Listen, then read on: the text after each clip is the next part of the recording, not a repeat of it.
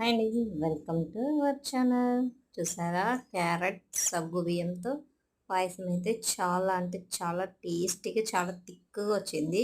ఇలా చేశారంటే గ్లాసులు గ్లాసులు లాగిచ్చేస్తారనమాట. చూసారా, చాలా వేడిగా ఉంది, పట్టుకోవడానికి చాలా కష్టం ఉందండి. సో నేను ఒక చిన్న బౌల్ వేసి చూపించాను కదా.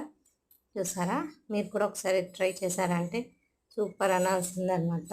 ఆహో ఏం రుచి పలరామై మరచి అనాల్సిందనమాట. సో ఫస్ట్ ఆఫ్ ఆల్ ఏంటంటే ఒక కడాయి పెట్టుకొని దాంట్లో డ్రై ఫ్రూట్స్ని వేపి పక్కన ఉంచుకోవాలి. తర్వాత అదే కడాయిలో ఇలా క్యారెట్ను తురుముకొని దీన్ని కూడా ఒక 4 to 5 minutes మాత్రమే ఫ్రై చేసుకోవాలి. తర్వాత ఇలా గంట సేపు నానబెట్టుకున్న సగ్గు బియ్యాన్ని నీళ్ళతో సహా వేసేసి ఇలా వీడియోలో చూపించే విధంగా తిప్పుతూ ఉండాలి, లేదంటే అడుగంటేస్తాయి.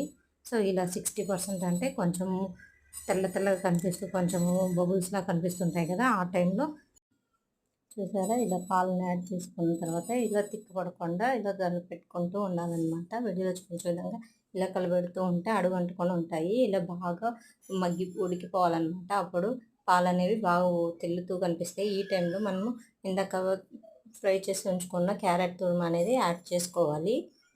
వీడియో చూస్తే ఇలా యాడ్ చేసుకొని గెరటితో దీన్ని తిప్పుతూ ఉండాలి, లేదంటే అడుగంటేస్తుందండి.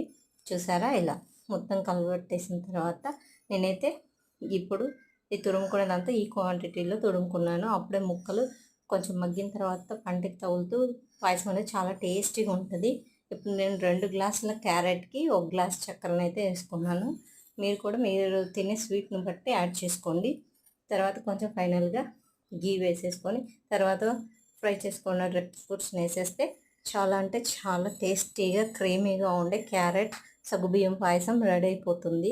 చూసారా, ఎంతో టేస్టీగా ఉండే క్యారెట్ సగ్గుబియ్యం పాయసం రెడీ. ఇది మీరు చల్లగా అయినా తినచ్చు, ఫ్రిడ్జ్లో పెట్టుకొని, లేదంటే వేడిగా అయినా తినచ్చు. చాలా అంటే చాలా బాగుంటుంది. మీరు కూడా ట్రై చేయండి.